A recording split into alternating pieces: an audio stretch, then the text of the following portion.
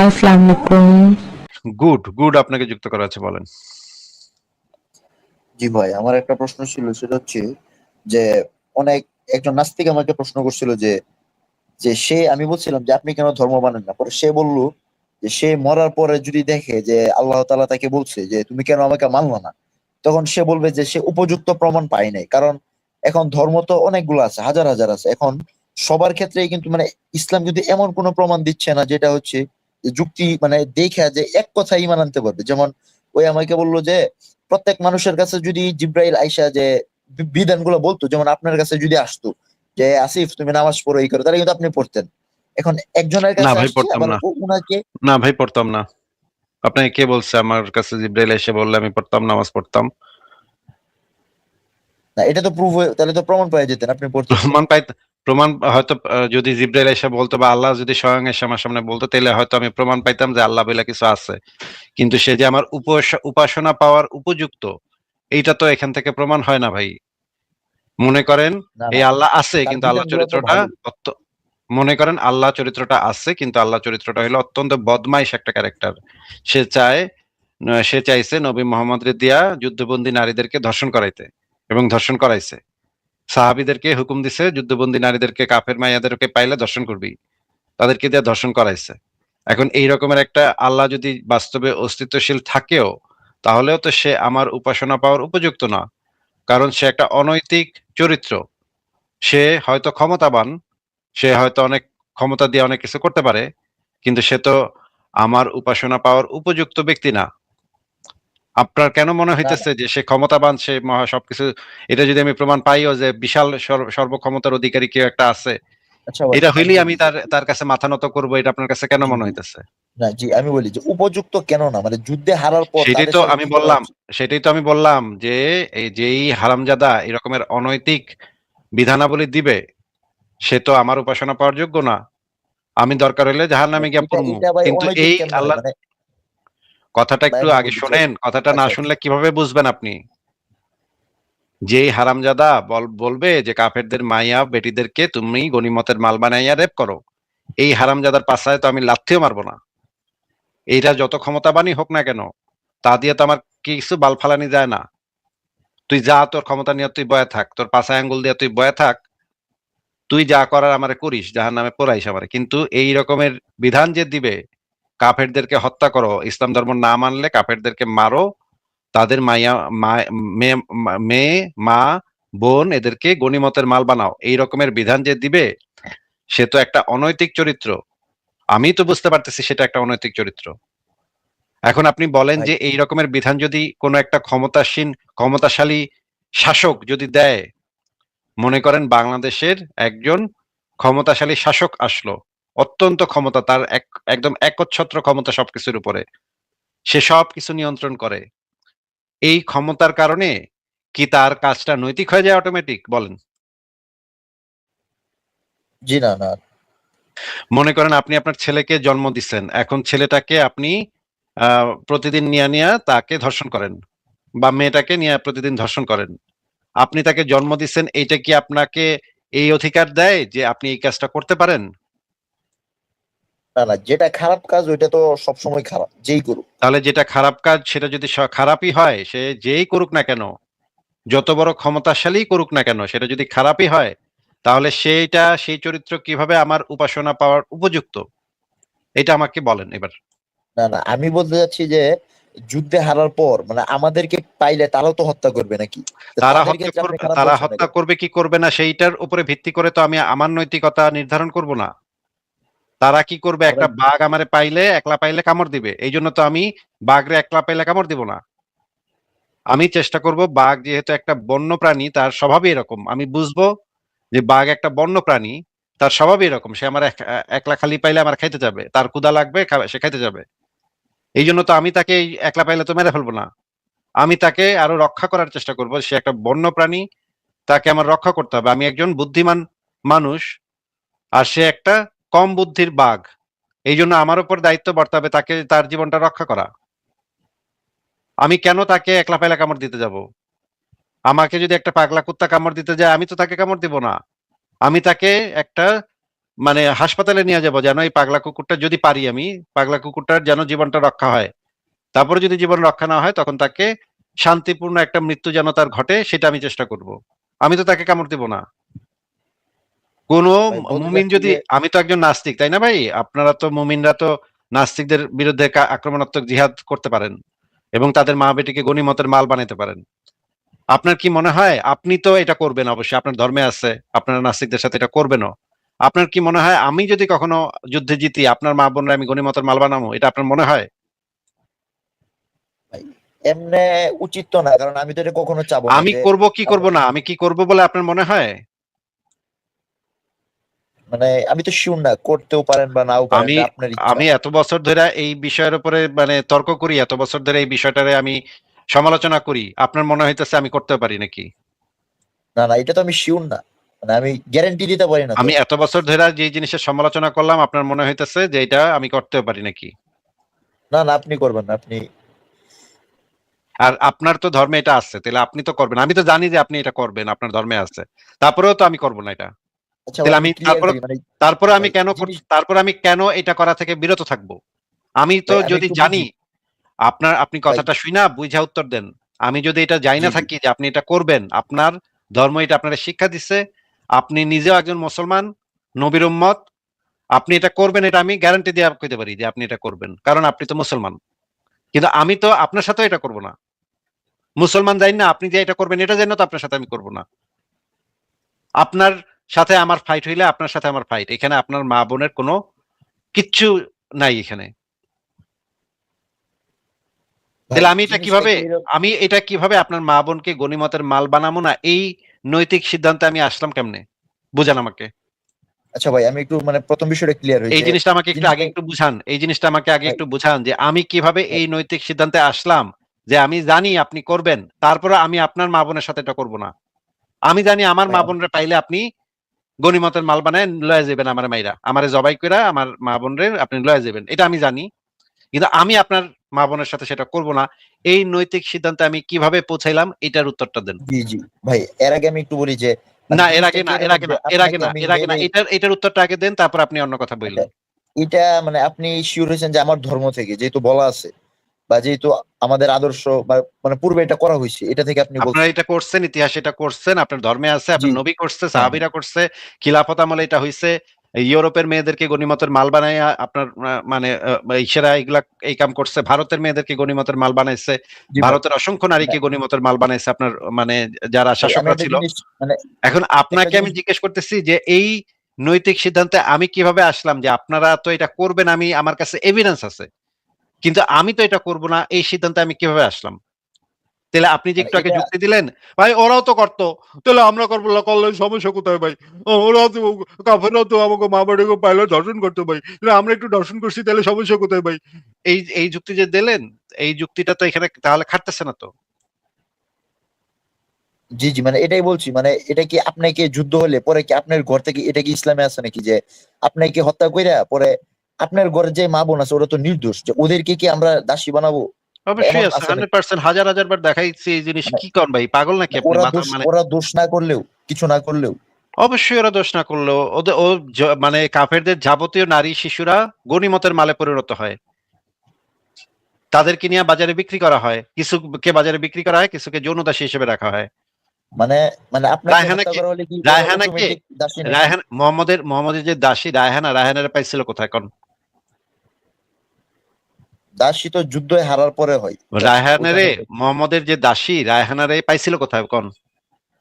বিয়া করছিল গিয়া টোপর মাথায় দিয়া মোহাম্মদ গেছিল বিয়া করতে নাকি?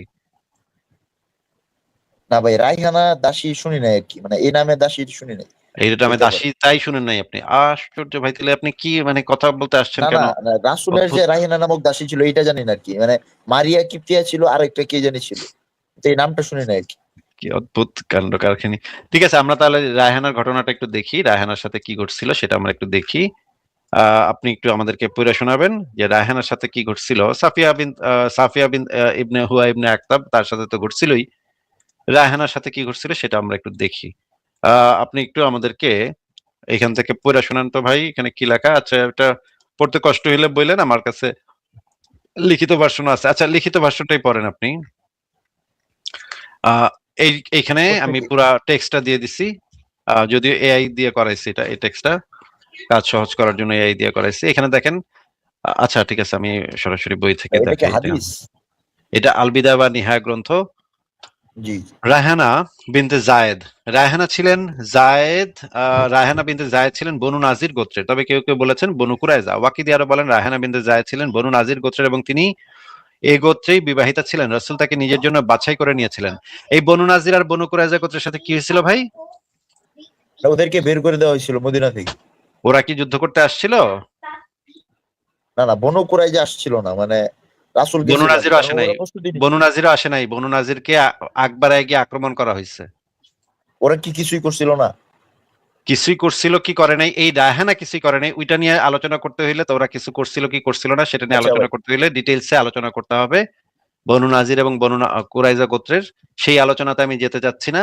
আপাতত আমি বলতেছি এটা যে এই রায়হানা কিছুই করেনি। জি ভাই, পড়ি রায়হানা তাহলে কিছু এটা করছে? নাকি রায়হানা করেন একটু। মোহাম্মদের পাছায় লাথি মারছে এরকমের কোন দলিল কি আপনার কি দেখাতে পারবেন?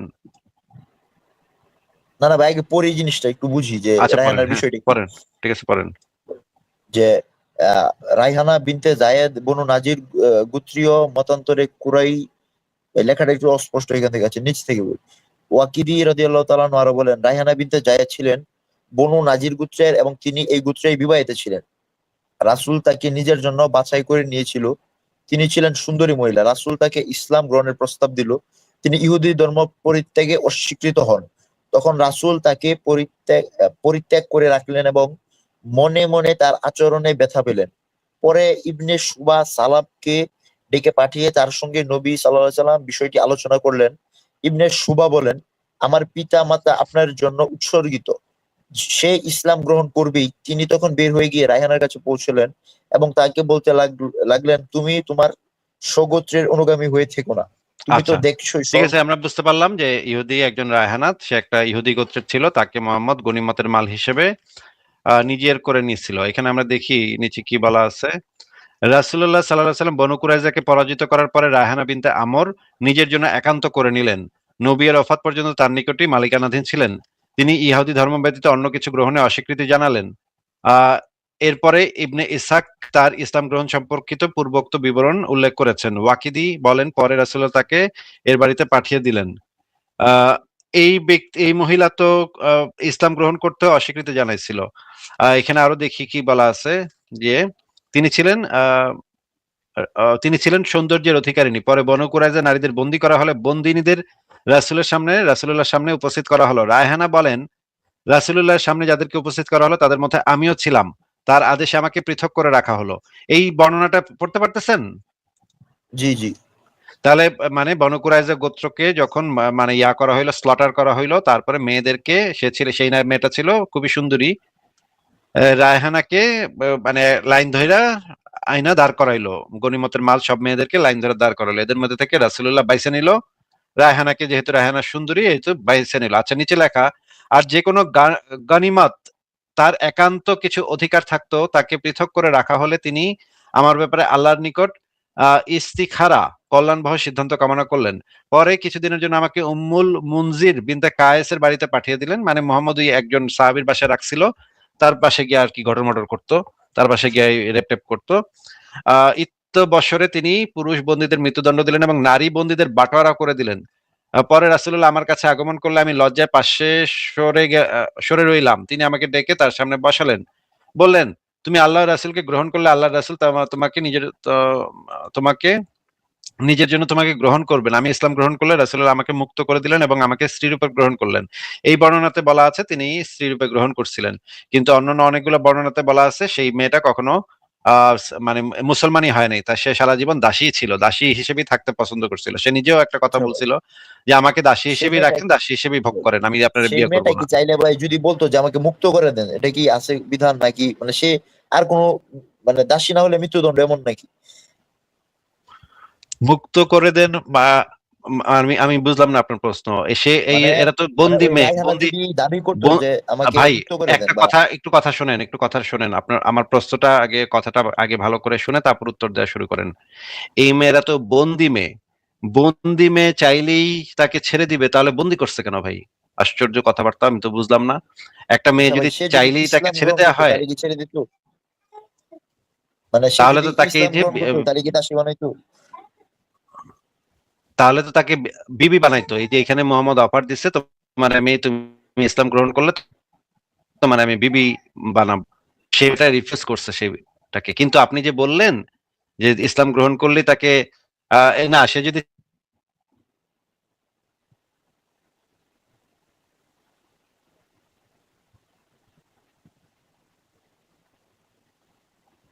ভাই আপনার ভয়েস আসতেছে না, শোনা যাচ্ছে না ভাই। থাকে, যদি মেয়েগুলোর কাছে এরকম স্কোপ থাকে যে আমাকে, আমি চলে যেতে চাইলে আমাকে মোহাম্মদ চলে যেতে দিবে, তাহলে তো বন্দি করার কোনো স্কোপ থাকে না।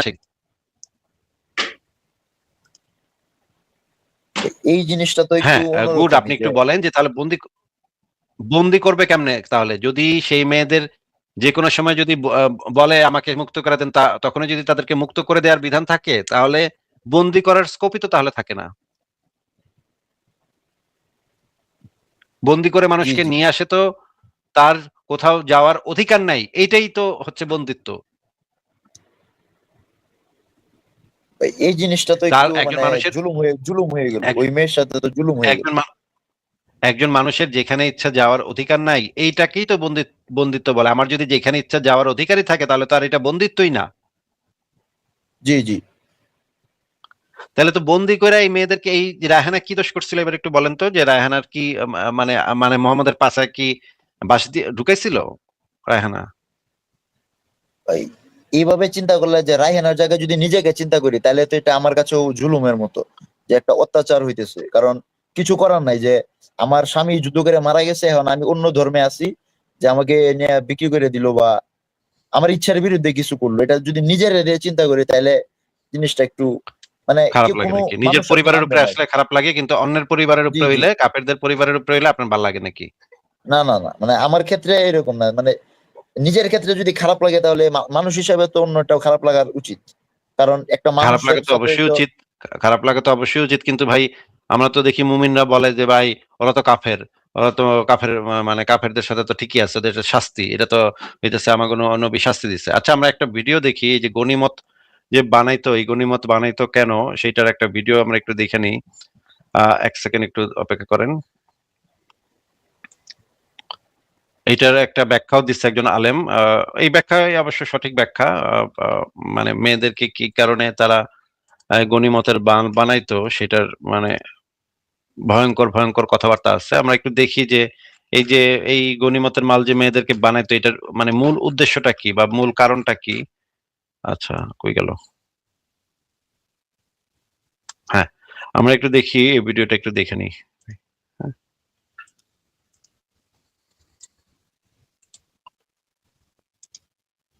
আমরা এই আলেমের বক্তব্যটা একটু শুনি, দেখি সে কি বলে। একটু শুনেন। হ্যাঁ, টাকা দিয়ে দাসী কিনা হলো, টাকা দিয়ে পতিতালয়ে যাওয়া যাবে না কেন? এই খাপা, কে কইছে দাসী কিনা যাবে? বাংলাদেশে এগুলা দাসী আছে? নাই তো, এখানে কোথা আছে? কিন্তু যুদ্ধকেরা, তুমি মায়ানমারের সাথে যুদ্ধ করো, যতগুলো মেয়ে পাওয়া যাবে এগুলো সৈনিকদের মাঝে বন্টন হয়ে যাবে। কথা কথা আমি কমান্ডার পেয়ে গেলাম 50টা। কথা বলছো? তো আমি খুব যে 10টা রাখতে পারবো, এখানে একটা বাড়ি, ওখানে একটা বাড়ি, এখানে 4টা রুম, ওখানে মনে হয় 5-6টা রুম। তো কয়টা হবে? খুব জোর 10টা রাখা যাবে, আর বেশি স্পেস নাই আমার কাছে। তাহলে আরো 40টা কি করবো? তখন এটা বিক্রি করতে পারবো, এটা পণ্য হিসাবে। এটা কেন? এরা কাফের, এরা আল্লাহর দুশ্মন, রসুলের দুশ্মন, দ্বীনের দুশ্মন। এদেরকে লাঞ্ছিত জীবন যাপন করতে হবে। তাদের লাঞ্ছিত জীবন যাপন করানোর জন্য ইসলাম এটা বৈধ করে দিয়েছে।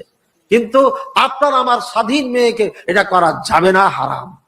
এবং জান্নাতে যেতে পারবে না কেউ যদি কাউকে মুক্ত মেয়েকে দাসী বানিয়ে বিক্রি করে, মুক্ত ছেলেকে হুর, স্বাধীন ছেলে মেয়েকে যদি দাসী বানিয়ে বিক্রি করে, তাহলে জান্নাতে যাবে না, জান্নাতের গন্ধও পাবে না, কড়া বানিয়ে আছে। কিন্তু কাফেরদের মেয়েদেরকে দাসী বানিয়ে রাখতে পারবেন, এটা বাজারে বিক্রিও হবে, কোনো সমস্যা নেই, জায়েজ আছে। কেন?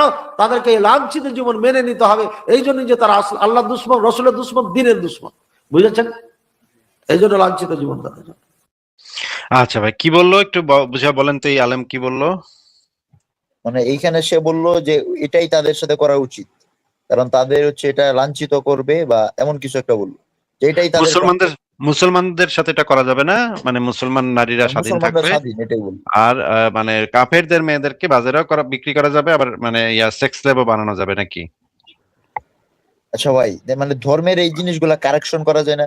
যেমন হিন্দু ধর্মের সতী কিন্তু দাহ আপনাকে প্রথা তো ছিল। আপনার যে প্রথম প্রশ্ন যেটা ছিল সেই প্রশ্ন তো এখন ফেরত যাই। এটা তো আমরা স্পষ্ট, আপনি আমি দুইজনই একমত যে এই বিষয়টা একটা অন্যায়। এখন যেই আল্লাহ এই ধরনের একটা অন্যায় বিধান নাজিল করছে, নবীরে বলছে যদি আমার সামনে স্বয়ং এসে খাড়ায়, এটাতে তো আমি জুতা দিয়ে বাইরাবো আগে কিছুক্ষণ। দরকার হইলে অনন্তকাল জাহান্নামে পুরবো আমি, অসুবিধা কি? আমার কোনো সমস্যা নেই অনন্তকাল জাহান্নামে পুরতে, কিন্তু আগে জুতা দিয়া, ছিঁড়া জুতা দিয়ে কিছুক্ষণ বাইরে এলোমু। এখন আপনি বলেন যে আমার এই পজিশনে, আমার এই যুক্তিতে প্রবলেম কোথায়?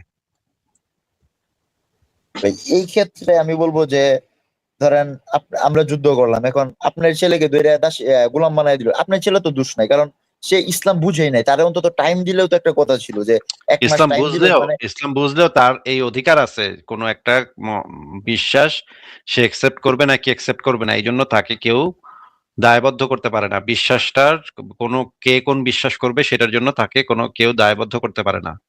পরকালে ওই যে অলৌকিক শাস্তি দিব সেটা পরকালের ব্যাপার, কিন্তু পৃথিবীতে তাকে কিছু করতে পারবেন না আপনি। আপনাকে যেটা জিজ্ঞেস করলাম ভাই, যে আপনি যে আমাকে শুরুতে এসে বললেন যে আল্লাহ যদি এসে স্বয়ং খাড়ায় আমার উপরে, তাইলে নাকি আমি নামাজ পড়তে বসে যাবো না ভাই। আল্লাহ যদি আমি প্রমাণও পাই, তাইলেও যে সে আমার উপাসনা পাওয়ার উপযুক্ত সেটা তো তাকে প্রমাণ করতে হবে। এই রকমের একটা চরিত্রকে আমি কেন উপাসনা করতে যাব, যে হচ্ছে কাফেরদের মা বেটিকে রেপ করতে অনুমতি দেয়? এই রকমের একটা ক্যারেক্টার তো আমার উপাসনা পাওয়ার যোগ্য না। আচ্ছা ভাই, তাহলে তাদেরকে আর কি করা যেত, মানে দাস হিসাবে না দিয়ে মুক্ত করে দেওয়া তাহলে বন্দি ভালো? তো করবে কেন? তাহলে আপনার কাছে বন্দি করবে কেন? মুক্ত করার তো প্রশ্নই আসে না। মুক্ত করার তো স্কোপই তৈরি হয় না। যদি বন্দি না করে তাহলে তো মুক্ত করার স্কোপই তৈরি হয় না। বন্দি করবে কেন তাদেরকে? আর তাদের বিরুদ্ধে আক্রমণাত্মক জিহাদই বা চালাবে কেন? তারা তো তাদের মতো তাদের ধর্ম নিয়ে আছে। তাদের বিরুদ্ধে আক্রমণাত্মক জিহাদ কেন করবে? তারা তাদের জীবনযাপন করতেছে, তাদের ঘর ভিটা মাটিতে তারা বসবাস করতেছে। আমি কেন আগ বাড়ায় গিয়ে তাদের ধর্ম, তোরা আমার ধর্ম পালন করতে হইব, আমার আল্লাহ বিশ্বাস করতে হইব, এই কথা বলে তাদেরকে কেন আমি আক্রমণ করতে যাব? জি ভাই, ফোর্স করা তো ঠিক না, মানে তার বিশ্বাস হইলে আসবে, নাইলে আসবে না, কিন্তু জোর কইরা মানে আসতে হবেই, তাহলে আপনার এরকমটা ধর্ম তো তো ভাই বলছে। ইসলামেও বলা নাই। আপনার ধর কে কইছে ইসলামে এগুলো বলা নাই? কি কি ভাই, আপনি কি মানে মানে কিছু গাঞ্জা গঞ্জা খাইছেন না না নাকি? ভাই, কোরআনে তো আছে যে যার যার ধর্ম তার তার, মানে ভাই এগুলো তো রাসূল। মানসুখ হওয়া আয়াত, এগুলো তো লা ইকরাহা ফিদ্দিন লাকুম দিনুকুম ওয়ালিয়া দিন, এগুলো তো মানসুখ হয়ে যাওয়া আয়াত। ইসলামের সর্বশেষ বিধান হচ্ছে কিতাল করতে আদেশ প্রাপ্ত হয়েছি আমি, কাফেরদের বিরুদ্ধে কিতাল করতে আদেশ প্রাপ্ত হয়েছি যতক্ষণ না পর্যন্ত তারা লা ইলাহা ইল্লাল্লাহ বলবে। সূরা তওবার আয়াত, তরবারির আয়াত দ্বারা এই আয়াতগুলো সব মানসুখ হয়ে গেছে। এই যে দেখেন কোরআনে বলা আছে তাদের বিরুদ্ধে যুদ্ধ চালিয়ে যাও যে পর্যন্ত না ফিতনা খতম হয়ে যায় আর দিন পুরোপুরি ভাবে আল্লাহর জন্য হয়ে যায়। কোরআনের আয়াত। নিষিদ্ধ মাস অতিবাহিত হলে মুশরিকদেরকে যেখানেই পাবে হত্যা করবে। কোরআনের আয়াত। ফিতনা দূরীভূত না হওয়া পর্যন্ত, আল্লাহর দিন নির্ধারিত না হওয়া পর্যন্ত তাদের বিরুদ্ধে যুদ্ধ করো আর তাদের বিরুদ্ধে লড়াই করো যে পর্যন্ত না ফিতনা খতম হয়ে যায় এবং দিন আল্লাহর জন্য হয়ে যায়। এই যে ফিতনা হচ্ছে শিরক। এখানে ফিতনা শব্দটা যেভাবে ব্যবহৃত হয়েছে সেটার আসল অর্থ হচ্ছে শিরক। শিরক হচ্ছে সবচেয়ে বড় ফিতনা। এই ফিতনা, শিরক হচ্ছে আল্লাহর দৃষ্টিতে সবচেয়ে বড় অপরাধ, আল্লাহর দৃষ্টিতে সবচেয়ে বড় নোংরা কাজ, জঘন্য কাজ শিরক। তার মানে হইতেছে যারা শিরক করে, যারা মুশরিক, যারা অন্য দেবদেবীর পূজা করে, বা বর্তমান সময়ের ইহুদি, তারা সবাই শিরককারী। এই যে শিরকের ফিতনা যতদিন পর্যন্ত দূরীভূত না হয়ে যায় ততদিন পর্যন্ত তাদের বিরুদ্ধে লড়াই করতে কোরআনে বারবার হুকুম দেয়া হয়েছে। এই যে এখানে বলা হচ্ছে যে আহ তারপরে কি, আচ্ছা এখানে অনেকগুলো আয়াত আছে, এই যে কাফেরদের বিরুদ্ধে যুদ্ধ করার অনেকগুলো আয়াত আছে। এখন আপনি দেখেন যে এই যে তাফসিরে মাঝারিতে কি লেখা আছে, এই কোরআনের আয়াত হইতেছে এবং তোমরা তাহাদিগের বিরুদ্ধে সংগ্রাম করিতে থাকিবে যতক্ষণ না ফিতনা দূরীভূত হয় এবং আল্লাহর দিন সামগ্রিকভাবে প্রতিষ্ঠিত হয়, এবং যদি তাহারা বিরত হয় তবে তাহারা যাহা করে আল্লাহ তাহার সম্যক দ্রষ্টা। প্রথমে বলা হয়েছে এবং তোমরা তাদের বিরুদ্ধে সংগ্রাম করতে থাকবে যতক্ষণ না ফিতনা দূরীভূত হয় এবং আল্লাহর দিন সামগ্রিকভাবে প্রতিষ্ঠিত হয়। ফিতনা অর্থ বিশৃঙ্খলা, আর পৃথিবীতে সবচেয়ে বড় বিশৃঙ্খলা হচ্ছে শিরক, অংশীবাদিতা। আলোচ্য বাক্যে ফিতনা অপসারিত না হওয়া পর্যন্ত যুদ্ধ করার নির্দেশ দেওয়া হয়েছে। এই কথার অর্থ মুশরিকরা যতক্ষণ পর্যন্ত শিরক পরিত্যাগ না করবে অথবা মুসলমানদের একচ্ছত্র কর্তৃত্ব মেনে নিয়ে জিজিয়া দিতে সম্মত না হবে ততক্ষণ পর্যন্ত সংগ্রাম করতে হবে তাদের বিরুদ্ধে। সুতরাং এই আয়াতের নির্দেশনাটি দাঁড়াচ্ছে এরকম: অবিশ্বাসীরা ইসলাম গ্রহণ না করা পর্যন্ত অথবা জিজিয়া প্রদানের মাধ্যমে পূর্ণ অনুগত না হওয়া পর্যন্ত সংগ্রাম চালিয়ে যেতে হবে। এই কথাগুলা হাজার হাজার তাফসিরে হাজার হাজার বার বলা আছে, হাজার হাজার বার বলা আছে। এইবার আমরা দেখি নবী মোহাম্মদের বক্তব্য দেখি। নবী মোহাম্মদ বলছে, যতক্ষণ পর্যন্ত মানুষ লা ইলাহা ইল্লাল্লাহ না বলবে ততক্ষণ পর্যন্ত তাদের বিরুদ্ধে কিতাল করতে আমি আদেশ হয়েছি। এগুলা হাজার হাজার হাদিসে আছে, হাজার হাজার বার দেখানো হয়েছে, হাজার হাজার তাফসিরে আছে। আপনি কি ভাই নতুন পয়দা হইলেন নাকি ভাই? ভাই এই জিনিসটা আমি মানলাম। আচ্ছা, এখন আমার একটা প্রশ্ন লাস্ট, মানে এটা আমি আপনার সাথে একমত যে এটা একটু নৈতিক না, মানে এটা কারেকশন করলে ভালো হইতো, যে এটা বাদ দেওয়া হইলে মানে জিনিসটা ভালো হইতো আর কি। এখন প্রশ্ন ভালো হচ্ছে ভাই, ভালো হইতো মানে আমি বুঝলাম না ভাই, একটু বুঝায় বলেন যে মানে আপনি মনে করেন মানে আপনার আমি আল্লাহ আসলে আছে, কিন্তু সে যদি আরেকটু ভালো হইতো তাহলে আরেকটু ভালো হইতো নাকি? বলতে চাচ্ছি যে এই যে মানে কাফেরদেরকে মেরে যে তার মা বোনকে আমি ভোগ না করে যে ছেড়ে দিলাম, তাহলে আমি মনে করি ওইটা উত্তম হইতো আর কি। মানে ওইটা দেখতেও ভালো, মানে ওইটা কাজটাও ভালো হইতো, ও কিন্তু কাফেরদেরকে এটা মারাটা ঠিক টাইমও আছে, দিলাম। কাফেররা যেহেতু ইসলাম কবুল করতেছে না, করে মারবেন আপনারা, ঠিক আছে, ওইটুক পর্যন্ত না আপনি না না, ওই ওকে। কারণে মারবো না, সে যদি আমার দিনে বাধা দেয় তাইলে মারবো। দিনে বাধা দেয় মানে এখানে তো দিনে বাধা দেওয়ার কথা কিছু বলা নাই এই হাদিসে কোথাও। ভাই এই হাদিস গুলা তো একটু মানে অস্বীকার করা উচিত আমার মতে, কারণ এইগুলা অস্বীকার একদম করা পুরা উচিত। ইয়া হয়ে যেতেছে। জঙ্গি প্যাক খেয়ে যাচ্ছে নাকি এগুলা? দেখলে একটা জঙ্গি বুঝা যাওয়া লাগছে মানুষ। না, নাস্তিকরা এইগুলা বুঝা মানতে গেলে লাইতেছে তো এই হাদিস সমস্যা হয়ে দেখলে, যাবে। নাস্তিকরা এই হাদিস দেখলেই বুঝা ফেলায় যে তো নবী জঙ্গি ছিল নাকি। হ্যাঁ না হ্যাঁ, না, এটা আমি ঠিক বলতে বলছেন। চাচ্ছি এই যে এই হাদিস দেখলে তো আর ভাই কোনো সন্দেহের অবকাশ থাকে না যে নবী জঙ্গির বাচ্চা জঙ্গি ছিল। একের পুরোপুরি বোঝা যায়। এখন আপনি আমাকে বলেন, আপনার যে শুরুর প্রশ্নটা, এই যে এই ধরে নিচ্ছি তর্কের খাতিরে এই বিধানগুলা আল্লাহ পাক নাজিল করছে, তা আল্লাহ পাক আছে এবং এইগুলাই নাজিল করছে, তাহলে এই রকমের একটা ক্যারেক্টারকে আমি কোন আক্কেলে উপাসনা করতে যাব? আপনার যুক্তিটা তো ভাই ঠিকই আছে, যে এটা মানে আপনার যে দৃষ্টিভঙ্গি ওই অনুযায়ী ঠিক আছে ভাই, যে আপনি এইগুলা এত বড় বড় মানে আপনার মানে ভুল পাইছেন, যে এখন আপনি কেমনে ইবাদতটা, এটাই তো বলতে চাচ্ছেন না? আচ্ছা আমি বলি ধরেন যে যদি প্রমাণও পাই যে হ্যাঁ, হ্যাঁ, আল্লাহ আইসা আমার সামনে খাড়া কয়, ওই আসিফ আমারে পূজা কর, আমি তো দিমু পাঁচ একটা লাথি, যা আল্লাহর পর তুই তোর ভাই, আচ্ছা ঠিক আছে তুই আসস, যা তোর মেনে লইলাম, আচ্ছা তুই ভাই, আসস, কিন্তু তোরে আমি উপাসনা এখন করবো কেন? জি, এখন ধরেন পৃথিবীর সবাই যদি ইসলাম গ্রহণ করতো, তারপরে কি আপনি ইসলামের কোনো ভুল দেখাতে পারবেন যে এরপরে অনৈতিক কিছু আছে? মানে সবাই ধরেন আল্লাহর ইবাদত করতেছে, যৌক্তিক ভাবে, এরপরে অনৈতিক কিছু যৌক্তিক আছে? এবং নৈতিক ভাবে যেটা ভুল সেটা তো ভুলই, সেটা মানে সবাই ইসলাম গ্রহণ করলেই তো সেটা নৈতিক হয়ে যাবে না। না না, এটা বিধানটা বলতেছি যদি না, মানে থাকে, বিধানটা যদি হ্যাঁ হ্যাঁ, থাকে তাহলে তো সেটা বিধানটা অনৈতিক, ধরেন আছে, অনৈতিক কিন্তু বিধান হইলো। মানে প্রত্যেকে ধরেন ইসলাম গ্রহণ করলো, এখন তারপর প্রত্যেক যে ইসলাম গ্রহণ রুলসটা। করলেও তো এই বিধানটা তো থেকে যাবে যে কাফেররা, ধরেন পৃথিবীতে কোনো কাফের নাই, কিন্তু বিধানটা তো আছে যে কোনো কাফেরকে মাইরা তার মা বেটিকে গনিমতের মাল বানানো যাবে, তাকে রেপ করা যাবে। এই বিধানটাও যদি থাকে, বিধানটাই তো অনৈতিক হবে। এখন সবাই যদি মুসলিম থাকতো তাহলে তো বিধানটাই আসতো না, আর এটা বিধানটা বলতে তো, চাচ্ছি। বিধানটা তো যে সবাই যদি মুসলিম হয়ে যায়, আজকালকে ধরেন সবাই মুসলিম হয়ে গেল, কিন্তু তাতে তো এই বিধানটা তো বইপত্র থেকে মুছা যাবে না, বইপত্রে তো বিধানটা তো থাকবে। জি জি, এটা ঠিক। তাহলে বইপত্রে বিধান মানে থাকলেই তো আমি দেখতে পাবো যে এখানে একটা অনৈতিক বিধান আছে। না, আমি বলতে চাচ্ছি যে যখন বিধানটা আসছিল তখন যদি সবাই মুসলিম হইতো, তাহলে তো পরে আর কোনো এটা ভুল তো যে ছিল কেউ না। কইতে পারে, যে কেউ কইতে পারে যে সবাই তাহলে মুসলিম হয়ে যা। আবার ধরেন আমি একটা মানে বিধান, নতুন একটা ধর্ম চালু করলাম, এই ধর্মের ভিতরে থাকবে যারা মুসলমান তাদেরকে পাগলা পাগলা কুত্তা দিয়া আহ লাগাইবো ডেইলি, মানে গরিলা দিয়ে লাগাইবো, জলহস্তি দিয়ে লাগাইবো।